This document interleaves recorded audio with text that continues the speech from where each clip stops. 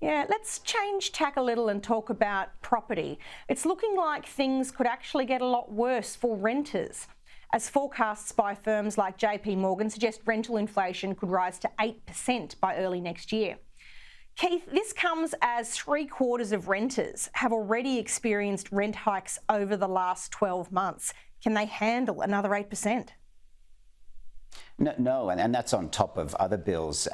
We saw in the last few days that the Commonwealth Bank showed how discretionary spending has changed from this quarter to last year. And the group that's showing the biggest drop in spending are 25 to 29-year-olds. And it's that group that's seen the highest increase in rent. They're also a group that are trying to save for their first home deposit. So they're just getting hit in every direction, and they need a break, and they're not getting it. There is an opportunity to earn back the support of young people for the Conservative side of politics here. Kosha, the housing crisis is caused in large part by the failure of local and state governments to release land. They've made planning laws impractical and they've been captured by extreme green policies.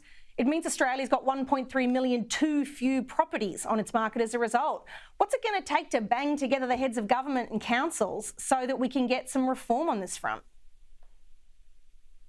You know, that's definitely one part of the equation, and local governments are going to continue to do what they are incentivized to do and what's politically expedient. But there's more to it. I think the other part of the equation on the supply side, which is what you're talking about there with the number of properties in the country, is also the economic pressures right now on developers and builders with supply chain costs out of control and a lot of that amplified because of COVID restrictions. There's still a lag effect going on with that, so it's difficult for them even if the permits were to come into place to build at the pace required. But the bigger issue to me is kind of the elephant in the room issue, which is immigration policy, because that is what drives the demand side of the equation. And the reality is that the take rate of migration right now relative to the supply side of inhabitable cities in Australia is really going at a faster and faster clip. And it's an issue that, very interestingly, both sides of the aisle, again here and in many countries in the Western Sphere, don't seem to be willing to take on at the level that I think an increasing majority of the electorate wants.